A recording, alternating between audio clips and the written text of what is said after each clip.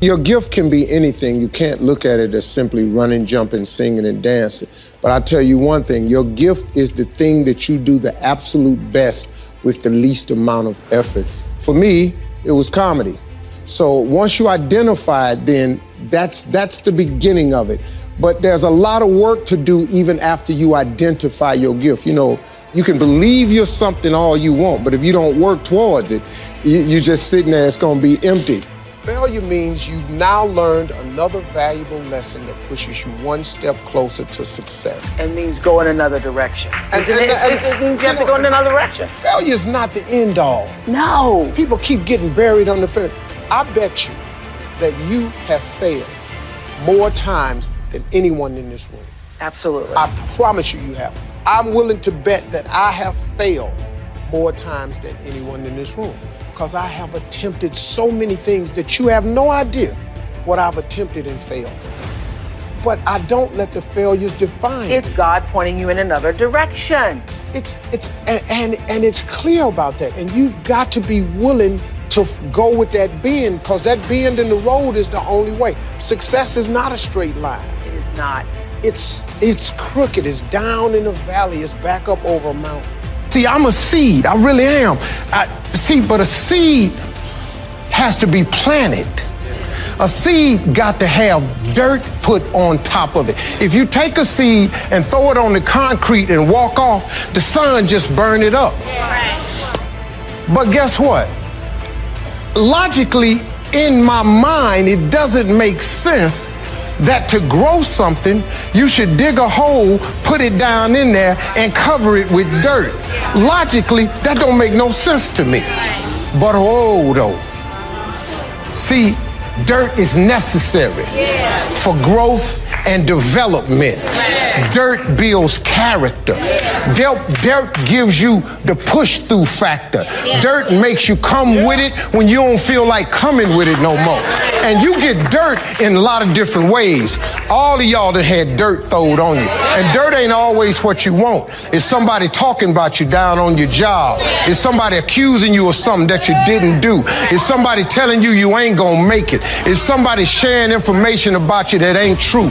Everybody get dirt put on them. But see, when you're getting put under that stress, please know God is always working. Kirk Franklin's song, God is always working, so I smile, because I know he back there. See, that dirt builds character in you. When they talking about you, it teaches you to withstand it. Then it gives you something to push through. So when you put the seed and you put the dirt on it, if you understand stress, stress really ain't just dirt. Stress, see, they don't call it dirt when they plant it. They call it soil. Because, see, soil has nutrients in it. What the nutrients, when people talking about you, dogging you, lying on you, backbiting, stealing from you, talking about you, they're actually putting nutrients in you. They're building character. You got character now. Now the seed, if they put a camera under the ground, you'd have seen the seed sprout open and start coming through the dirt. Because the dirt is necessary so you can prove yourself. You know, if you don't really want to be, everything you see above ground that blossoms and plants and grows and that's beautiful, it was underground one time. All them potatoes, collard greens, they was underground one time. Them apple trees, they was underground one time. So they had to prove themselves. See, you want to be successful, well then you got to prove yourself. You got to push through the dirt. You got to come up through here. You got to come out. Then you sprout, and then Bishop say, then you become a tree. Next thing you know, you got fruit. So when people try to figure out how to make $1 million, they have no idea how daunting that is. Because if you know how to make $1 million, you go make it tomorrow. But since you can't figure out how to $1 million idea, you go somewhere and sit down. That's the wrong approach. If you apply your gift, your God-given gift that he gave you, you have millions already at your disposal. If you break it down inch by inch into things essential, or the 10 by 10 theory, which is very simple. You don't need $1 million idea, you need a $10 idea. You need something that you do, your gift that God gave you, to make $10. That's all you got to be able to know. I don't care if it's cutting hair, cutting somebody's grass, washing somebody's car. I don't care if it's mowing somebody's lawn. I don't care if it's driving people to their destinations. I don't care if it's babysitting. I don't care if it's baking cookies or pie. You have some braiding somebody's hair. You have something that you can do so well that someone will give you $10 for it. Write my paper for me. Do this for me. Somebody give you $10 for it. Once they give you $10, all you got to do is whatever you did to get that 10, do it 10 more times. You now, my friend, have $100. You have $100 simply because you took a $10 idea and you did it 10 times. Well, guess what?